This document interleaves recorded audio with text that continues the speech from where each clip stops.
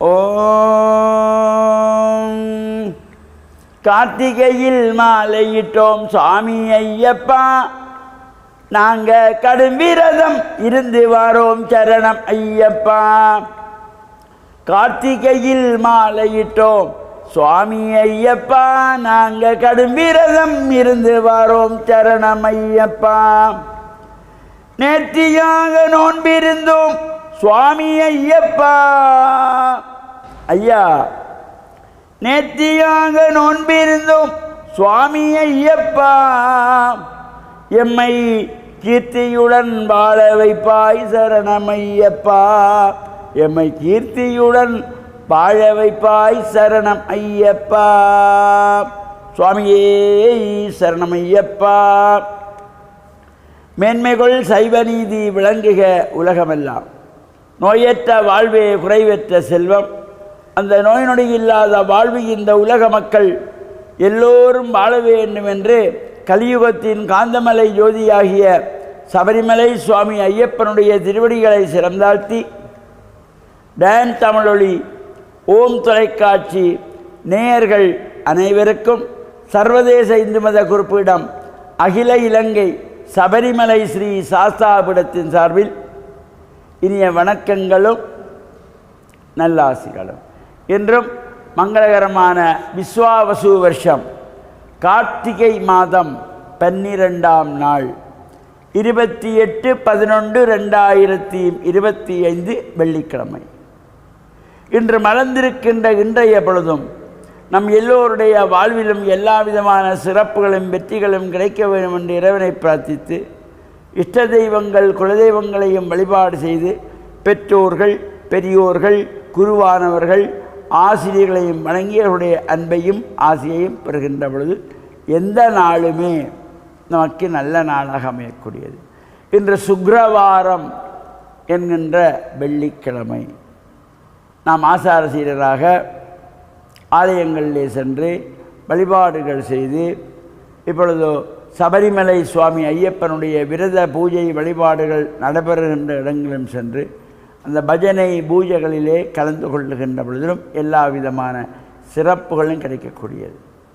மாலை அணிந்திருக்கின்ற ஐயப்ப பக்தர்கள் சுவாமிகள் எல்லாம் வீட்டிலே காலையிலே எழுந்து மஞ்சள் தண்ணி தெளித்து சாம்பிராணி தூபமிட்டு தீபங்கள் எல்லாம் ஏற்றி வச்சு சுவாமி அறையிலே ஐயப்பனுடைய கவசத்தை பாராயணம் செய்யலாம்.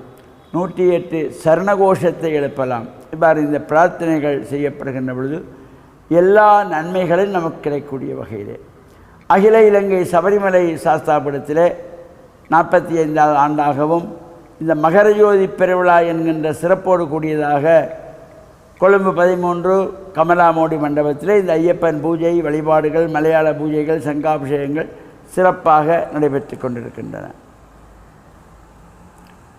எதிர்வருகின்ற வியாழக்கிழமை 4/12/2025 அன்று பௌர்ணமி தினத்திலே சுவாமி ஐயப்பனுடைய முதலாவது பெரும் உற்சவமாகிய மகிஷி சம்ஹாரம் என்கின்ற வேட்டை திருவிழா எதிர்வரும் 4ஆம் திகதி 4/12/2025 வியாழக்கிழமை நடைபெற இருக்கின்றது.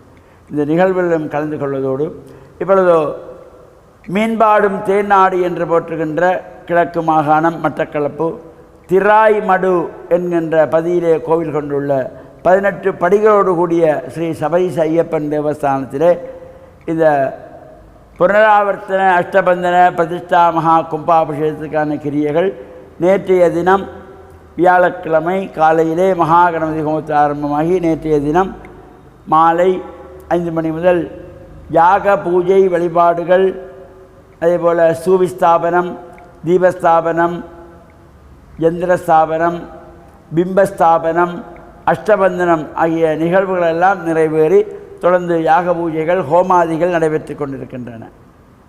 இந்த ஆலயத்தினுடைய ஆதீனகர்த்தாவாக தர்மகர்த்தாவாக இருக்கின்ற ஆலய ஸ்தாபகர் ஸ்ரீ ஏகநாத குருக்களருடைய பெருமுயற்சியினாலே இந்த ஆலயத்தினுடைய திருப்பணிகள் எல்லாம் அடியார்களுடைய ஒத்துழைப்போடு நிறைவேறி வருகின்றது.